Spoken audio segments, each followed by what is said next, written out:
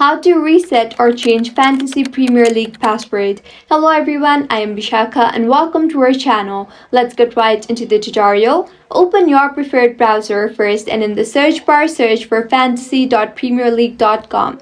You will be led to the official webpage of Fantasy Premier League. Make sure you are logged in. If not, then go ahead and log yourself in. Now there, tap on your name on the top right of your screen. You will see the option for Manage Profile. Tap on that and now tap on Account Security. You will see the option for Password and under that is the option for Change. Tap on that and now if you remember your current password, enter your current password and then enter your new password and tap on Change. And with this, you will be able to change your password. However, if you do not remember your current password, then tap on Forgot Login Details. Enter your email address now and tap on Reset My Password button.